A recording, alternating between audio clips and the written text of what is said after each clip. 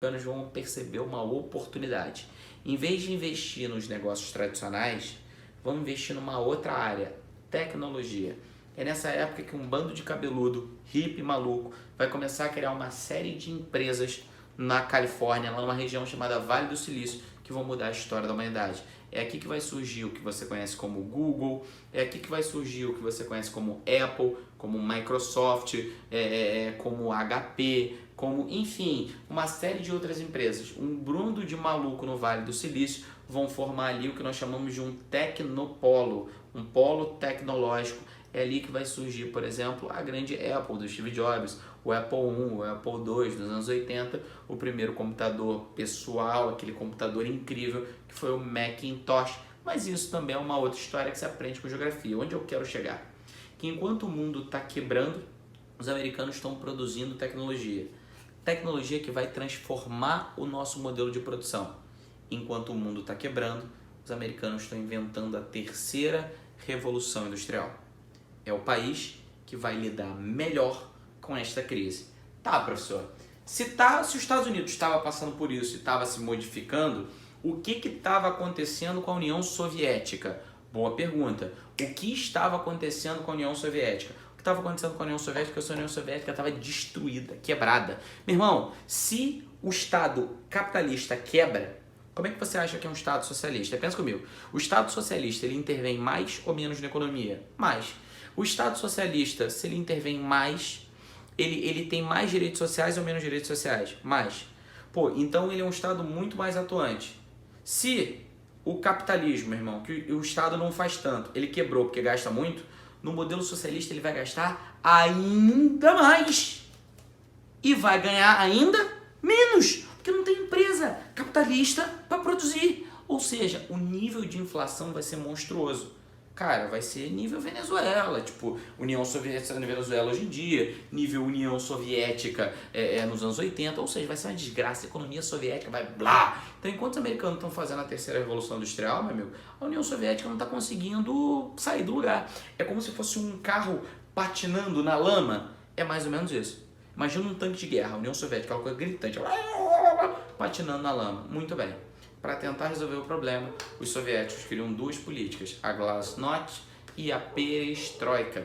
Glasnost vem de glass, vidro, em russo, a base é a mesma, significa transparência, é um modelo de liberdade política, ou seja, eu largar de ser aquela ditadura escrota e passar a ser mais ou menos um modelo quase que democrático, beleza?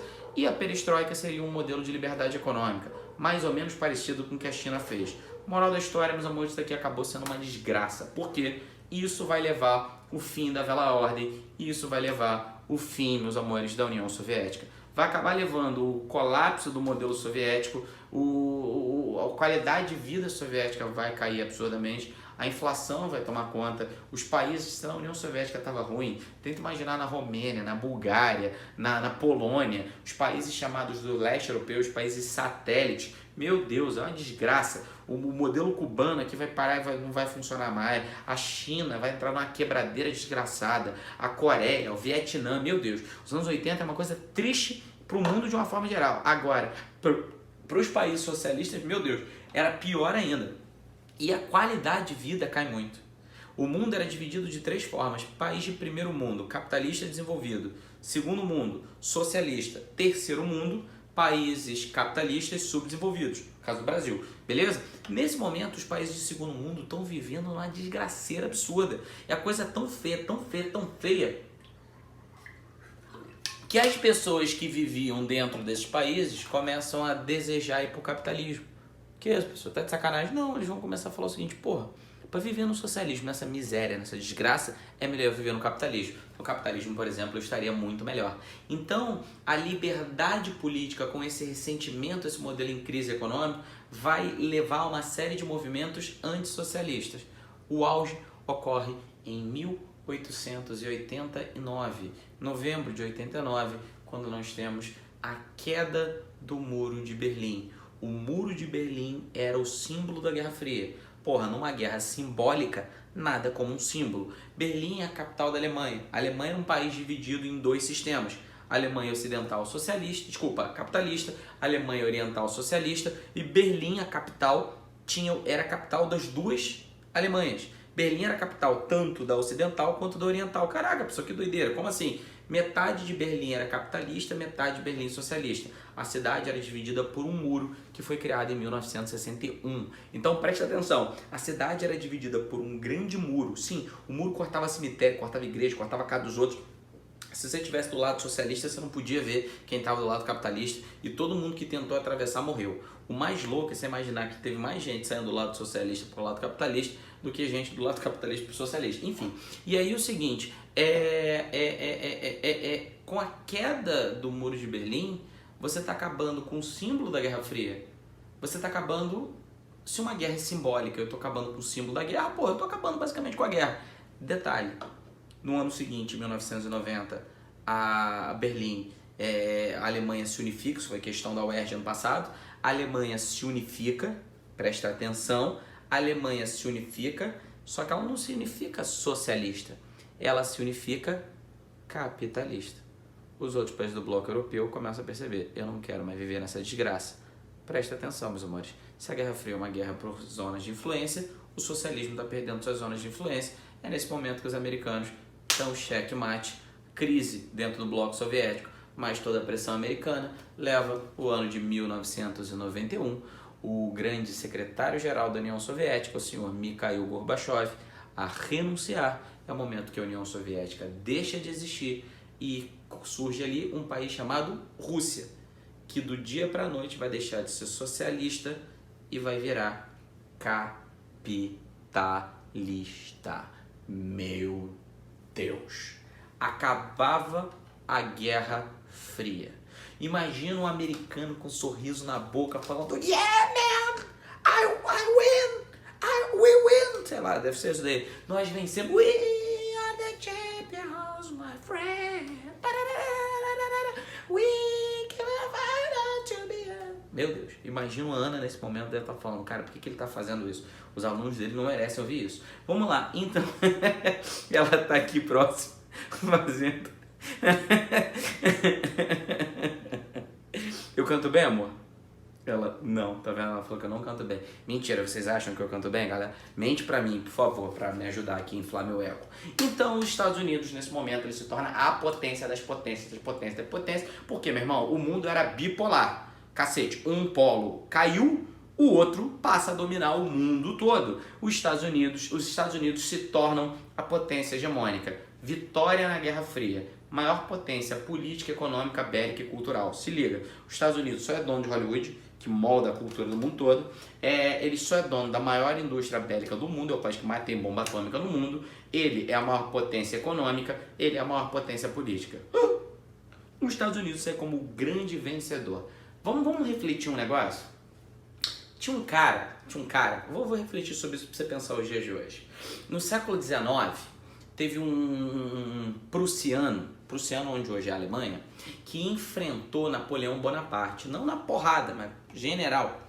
E ele escreveu um livro falando sobre as técnicas dele de guerra, que se chama Da Guerra. O nome desse cara é von Clausewitz. Clausewitz é incrível. E tem uma parte do Clausewitz que ele chega e diz o seguinte, ele fala que a guerra é a continuação da política. Você cria um modelo político e a guerra é consequência disso. Parece muito óbvio para você, mas porra, só é óbvio para você porque alguém disse. E esse cara foi Clausewitz. Um século depois, no meados do século XX, um francês genial chamado Michel de Foucault, ele modifica a frase. E eu quero que você pense nessa frase que ela é brilhante. Não é a guerra que é a continuação da política. É a política que é a continuação da guerra. Para Foucault, o mundo está em guerra o tempo todo. Ele só deixa de estar em guerra quando o modelo da guerra se perpetua. Professor, eu não entendi. Vamos supor que eu e você vamos brigar, tá? Nós dois vamos fazer uma briga. E aí você me ganha na porradaria. A partir desse momento, você vai chegar e vai olhar para... A partir do momento que eu apanhei, normalmente, eu vou querer enfrentar você, eu vou abaixar a cabeça. Enquanto eu abaixar a cabeça, você não vai precisar mais me bater. Por quê? A partir dali a gente vai adotar um modelo político em que você manda e eu obedeço. Ele nada mais é do que uma continuação da porradaria. Se eu questionar esse modelo de novo, tem porradaria de novo. Preste atenção, meus amores. A Segunda Guerra Mundial colocou dois vitoriosos, União Soviética e Estados Unidos. Quando a União Soviética caiu em 1991, teve uma grande potência que é os Estados Unidos. A política desde então nada mais é do que a continuação da Segunda Guerra Mundial. A Alemanha, Japão, cara, e Itália são três grandes superpotências que não fazem parte do Conselho de Segurança da ONU, porque perderam a Segunda Guerra Mundial. Sabe quando que vai rolar a Terceira Guerra Mundial? No dia que alguma superpotência ameaçar aquela que está no topo. Quando algum país perverter o modelo que foi criado depois da Segunda Guerra Mundial. Caraca, professor, então a China está fazendo isso. Caraca, então talvez, calma, meu filho, a gente ainda tem muita aula. Aqui eu só estou te explicando o início da nova ordem mundial. A China, a gente vai falar para ela na próxima aula, como que aquele país da desgraça virou a segunda potência do mundo. A próxima aula, presta atenção, vem para cá. Então, os Estados Unidos se tornam a grande potência. É agora que começa a nova ordem mundial. Velha ordem, até a Guerra Fria, agora a nova ordem mundial. E agora a grande pergunta é, o mundo passa a ser o quê? Unipolar, um polo, ou multipolar? Cara, tenta pensar aí o que você acha. Eu vou até beber um golinho d'água. Os Estados Unidos terá o controle absoluto do mundo? Esta é a pergunta. A resposta está ali. Não. Professor, por que não? A Guerra Fria, presta atenção. Vamos supor que você é o Japão. Você não gosta dos Estados Unidos, porque você é o Japão, ele jogou uma bomba nuclear em você. Mas você odeia o socialismo. Como você não quer virar socialista de jeito nenhum, você é obrigado a atender os pedidos dos Estados Unidos. Como a Guerra Fria tinha a ameaça do outro regime, você tinha uma justificativa militar. O que os Estados Unidos precisava fazer para continuar sendo a grande potência? Investir em armas. Porque quanto mais militarmente ele era avançado, melhor a estrutura. Professor, eu não entendi. Cara, você é os Estados Unidos e eu sou, sei lá, a Itália. Eu do outro lado da rua tem um povo que é socialista. Ai meu Deus, eu não quero virar socialista. Eu me protejo com a faca. Você tem uma R15 em casa, uma Colt. Pô, meu irmão, eu não tenho como enfrentar o socialismo, mas você tem. Então eu me alio a você, deixo você mandar em mim para você me proteger. Beleza, a Guerra Fria acabou. Qual a desculpa? Qual a desculpa dos Estados Unidos para mandar no mundo todo? É verdade, professor. Caraca, o mundo vira o que então? Para quem acredita que o mundo é unipolar, tá aqui, ele é unipolar porque existe uma impossibilidade de uma rivalidade militar contra os Estados Unidos. Como nenhum país pode enfrentar os Estados Unidos, o mundo é unipolar. Mas existem aqueles que acreditam que, na verdade, o mundo se torna multipolar. Por quê? A economia se torna o critério principal para definir uma potência. Então, presta atenção, a lógica é, já que nenhum país tem capacidade de enfrentar os Estados Unidos, eles vão brigar economicamente. Se essa linha de pensamento estiver certo, o mundo de 1991 até os dias de hoje não teve guerra, uma guerra mundial, não é porque as pessoas querem paz, é porque país nenhum tem capacidade de fazer guerra com os Estados Unidos. Pô, professor, então ela é tipo uma paz temporária? Talvez, é uma forma de pensar, você me diz aí o que você pensa, ok? Me avisa depois, me manda uma mensagem, enfim, conversa comigo para dizer o que você pensa sobre o assunto. Vamos lá. O principal critério, então, para definir uma potência nesse período é justamente a economia. E é exatamente por isso que o mundo vai se tornar multipolar, porque vão ser vários polos econômicos brigando pelo controle do mundo. Quais eram esses três principais polos? De um lado, os Estados Unidos, a grande potência mundial. Do outro, o Japão, que nessa época é o segundo país mais rico do mundo. E o terceiro lado é o que nós chamamos de União Europeia. Como os países europeus eram muito ricos, mas eles não tinham capacidade de enfrentar os Estados Unidos. Então eles vão se unir para tentar ficarem ainda mais fortes para poder entrar nessa disputa. É o que nós vamos chamar de União Europeia. O professor de geografia te falou isso muito melhor que eu, isso é um assunto da geografia. Mas, então presta atenção, ele é unipolar no sentido político, multipolar no sentido econômico. Olha esse mapa aqui que mostra como é que eram as esferas de dominação do mundo no início dos anos 90. Os Estados Unidos, assumindo uma zona, sua grande zona de influência na América Latina. A América Latina é a grande região controlada pelos Estados Unidos. A Europa, a União Europeia, agindo, tendo um controle direto sobre a África, muito bem, ela agia aqui o controle sobre a África. Claro que os americanos também tinham muito mais, mas assim, principalmente aqui, consequência de uma velha política imperialista, e o Japão como grande controlador da Ásia. Esses eram as três grandes zonas de influência: área de influência dos Estados Unidos, área de influência da União Europeia, área de influência da China e Japão também.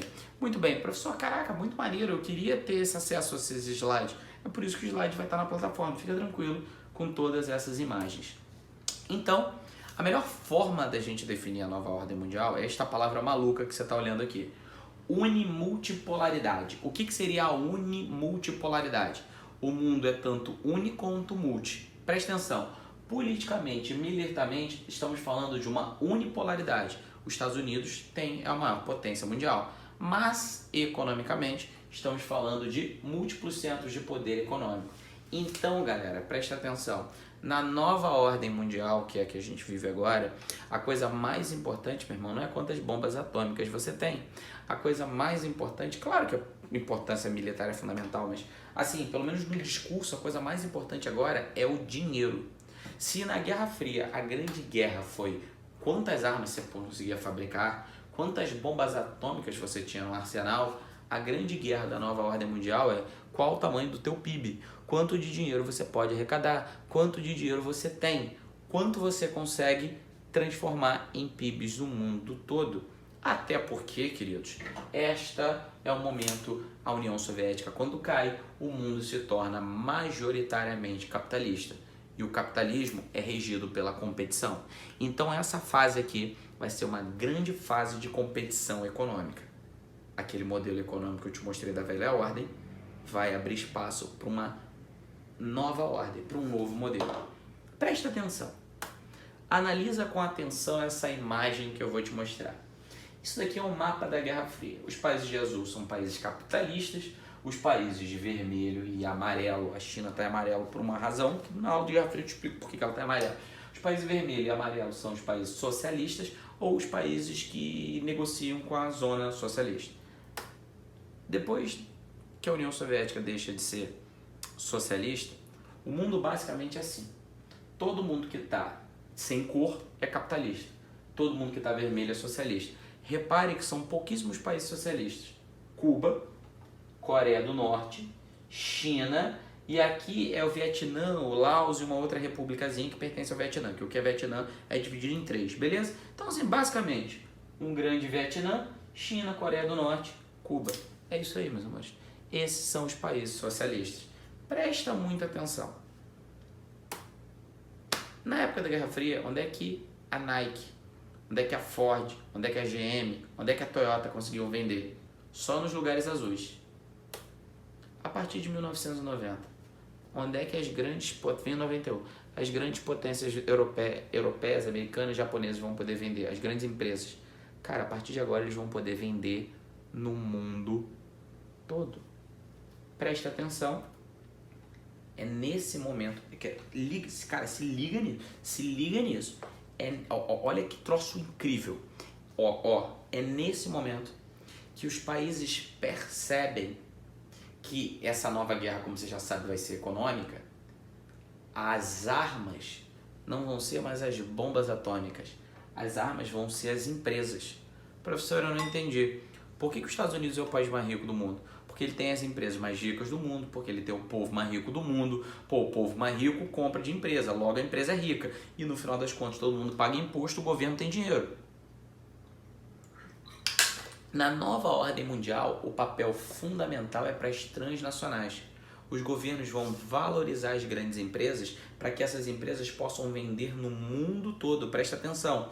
Se essa empresa vende no mundo todo, imagina uma Apple, a sede dela é nos Estados Unidos. Imagina ela vendendo no mundo todo. Quanto mais ela vende no mundo todo, mais dinheiro tem a Apple. Quanto mais dinheiro tem a Apple, mais ela paga imposto. Quanto mais ela paga imposto, mais o governo americano tem dinheiro. E se essa é uma guerra, meu irmão, que é a grande disputa econômica, os países precisam ter dinheiro. Então os países começam a olhar com muito carinho para suas transnacionais. Porque se as transnacionais dos seus países... Imagina, se as transnacionais americanas ganharem muito dinheiro, os Estados Unidos ganham muito dinheiro. Se as transnacionais americanas perderem muito dinheiro, os Estados Unidos perdem muito dinheiro. Então é uma época que os governos vão olhar com muito carinho para as empresas, vão apoiar as empresas, vão ajudar as empresas. Tá, a vida toda você quis saber o que é uma empresa transnacional. Então tá aqui uma definição para você. São organismos independentes que transcendem pátrias de origem ou fronteiras físicas e de influência.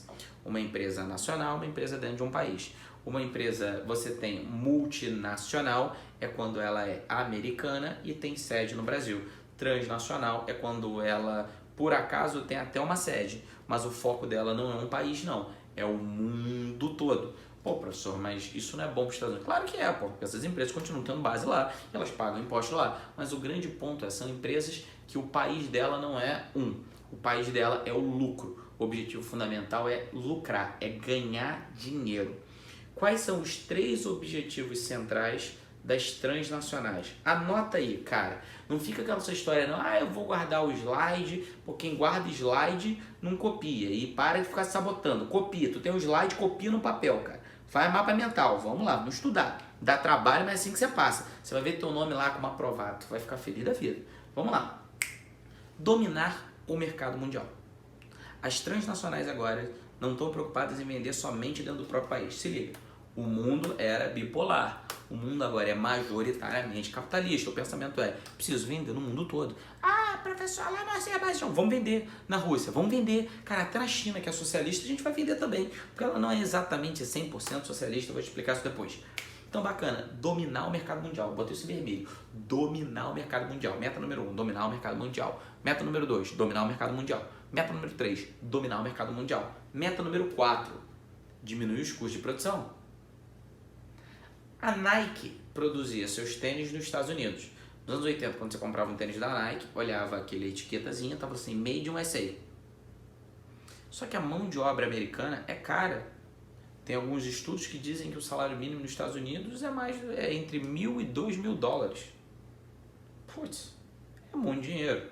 Presta atenção. Se você fabricar no Vietnã, a mão de obra é mais barata? Com toda certeza.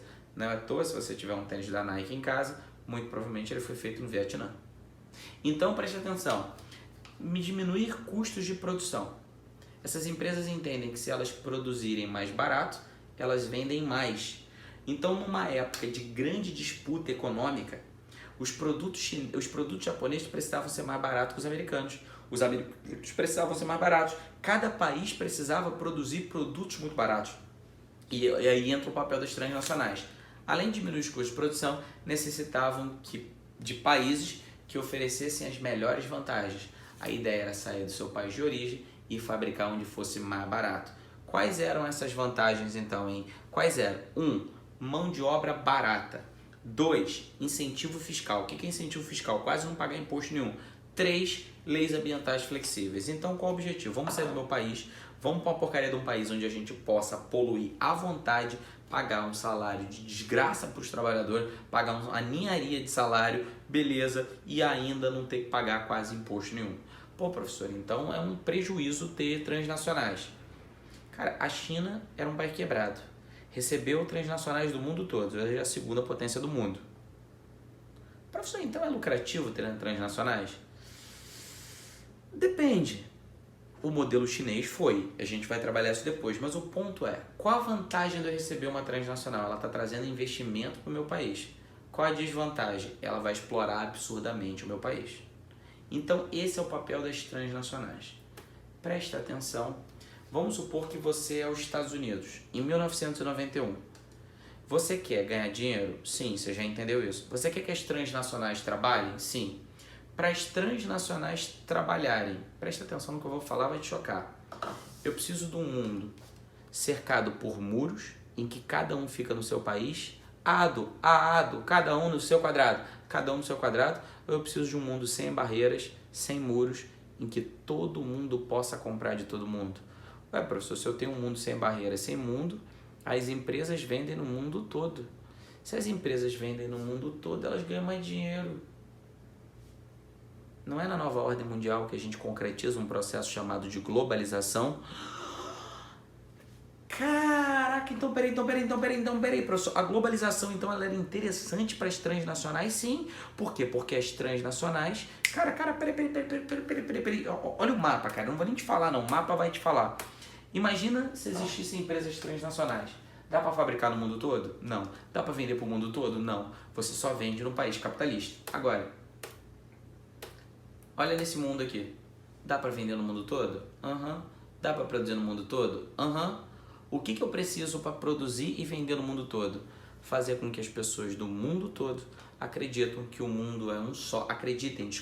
Que o mundo é um só, que elas podem negociar entre si, que elas podem viver entre si, que elas podem comunicar em si. Se eu fizer criar um mito que o mundo é uma aldeia global, as multinacionais, as transnacionais vão atuar de forma muito mais forte, presente, vão ganhar muito mais dinheiro. Quem ganha dinheiro vence a nova guerra, que a nova guerra é pautada no dinheiro. Então, meu irmão, o papel das transnacionais tem tudo a ver com a tal da globalização. Você deve estar chocado aí imaginando isso. Então, vamos lá. O que é a globalização?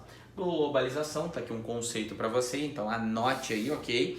É um processo de integração de capitais. É, acima de tudo, integração de capitais. Se dá para trazer dinheiro dos Estados Unidos para o Brasil, do Brasil para a Rússia, da Rússia para a China, da China para o Japão, do Japão para a Itália, da Itália para o Senegal, do Senegal... Enfim, isso é a ideia de globalização, um mundo global. O seu professor de geografia falou que a globalização começou com as grandes navegações, quando os portugueses começaram a ir para outros lugares do mundo. Ok, tudo bem, não tem problema nenhum.